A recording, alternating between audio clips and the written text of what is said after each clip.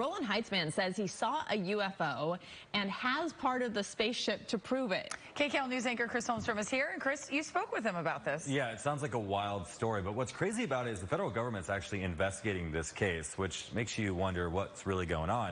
All right, so this man, Jose Padilla, he was 9 years old back in 1945. When he says he and his friend witnessed something they'd never forget. He used to carry a suitcase with him, wear a fancy-looking hat. 87-year-old Jose Padilla of Roland Heights is recalling a brush with infamy he had as a boy. I used to see Robert Oppenheimer. That Robert Oppenheimer, and mastermind of the atomic bomb. Padilla grew up in San Antonio, New Mexico, some 13 miles from where the bomb was first tested in 1945. Jose recalls seeing the dapper physicist frequently near the Al Bar, a local gathering spot still operating today. He had an office right behind the Elbow Bar. That office, now a shack Jose has visited frequently in recent years to try to make sense of a series of events in the summer of '45, starting with the A-bomb detonation at New Mexico's Trinity site near the White Sands Missile Range. I was drinking my chocolate milk in the kitchen when like a lightning showed up. The glow of a mushroom cloud could be spotted up to 150 miles away. He knocked me to the ground. A month later, Jose and a playmate were riding on his father's ranch and heard another boom. I told my friend, it must be another test from the bomb. And he says, no, it's not a bomb. Look at the smoke coming out of the ground. It appeared to be coming from an avocado-shaped aircraft. This is an artist's rendering. All of a sudden, 3 little, I would say, kids got up of it. They were kind of sashaying and running around in circles. He says they resembled extraterrestrials he's since seen in the movies. They walk like us, but they look like a fire ant standing up. Jose and I recently met up at a favorite spot of his, the Griffith Park Observatory. Did you have any fear of these creatures? No, sir. They had crashed at my father's ranch, and they needed help. Over the following 10 days, Jose says the military cleaned up the wreckage, while he and his friend watched from a nearby ridge. I still hear them for good. His buddy, Remy Baca, became a Marine, moved to Washington State, and worked in politics. Jose moved to Roland Heights and quietly raised a family. We had lost each other. The men were interviewed by investigative reporter and UFO researcher Paula Harris in 2012. Harris was investigating a claim by the son of World War II Army pilot William Brophy. The pilot's son told me the last missions of his father was to fly over that area. And he said that when he flew over, that he saw 2 little Indian boys on horseback. Harris believes those 2 boys were Jose and his friend. Though warned to stay away, they returned to their viewing ridge day after day. We were hiding behind cactuses. Jose says when soldiers took a break from cleanup, he and his friends entered the craft. The creatures were gone, but something else caught his eye. There was like a little dial. Jose yanked it out. I took the part and hid it in my garage.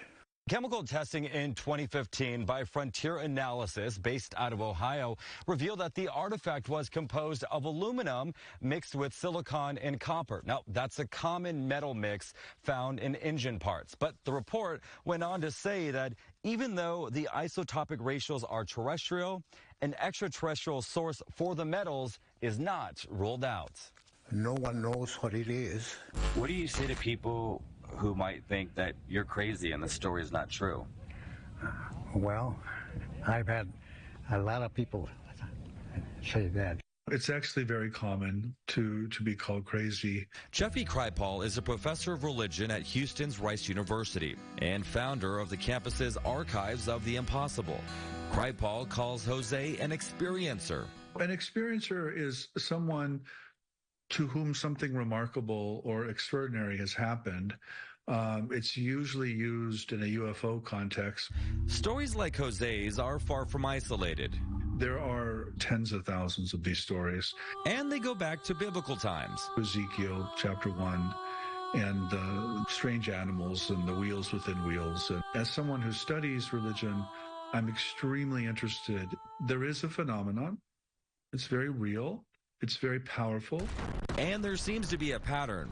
Jose's encounter happened 1 month after an atomic blast. There is a very strong connection. While Kripal is moved by stories like Jose's, he acknowledges the lack of physical evidence. Not only was testing on Jose's artifact inconclusive, there are no photos of actual encounters. That doesn't mean they didn't happen. It just means they're not a proper object of scientific inquiry.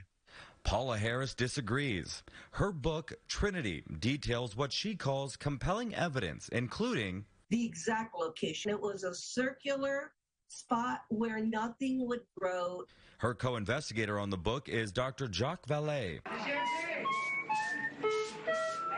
He's a French astronomer who became famous after Steven Spielberg based a character on him in Close Encounters of the Third Kind. In the movies and in the stories of experiences, Professor Kripal says there's often a connection to nuclear weapons or environmental collapse. His theory about these encounters: I think we are the aliens. I think we're warning ourselves about these issues through this phenomenon. The most significant impact of Jose's story, a new start date for the federally funded UFO research. Under the 2023 National Defense Authorization Act, Congress pushed back the date on investigating UFO sightings from 1947 to 1945. That's all Jose has ever wanted. Since I was a young kid, I wanted to learn and know what had happened. As he reflects on his childhood memory, Jose remains steadfast on this. The creatures, he says, were real to him, and the craft they rode in on, that object, it is not from this world.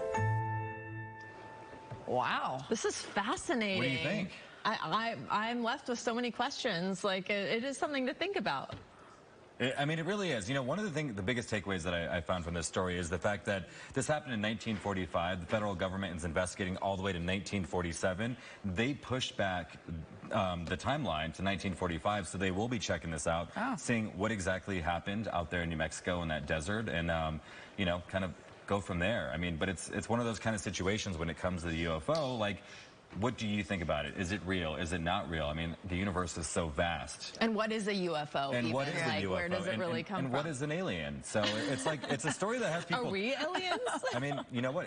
We could be to other species, possibly. So Yeah. This is one of those stories that I'm fascinated by it, and now I can't wait to see the reactions online. Yeah, absolutely. It's definitely one that, you know, people will talk about, and people all have some sort of idea of what happened to them or opinion. So... yeah. And clearly this has stuck with him for a very long time. Right. But the fact that the federal government's investigating now, the Department of Defense, it's wild. Yeah. Chris, thank you. You're welcome.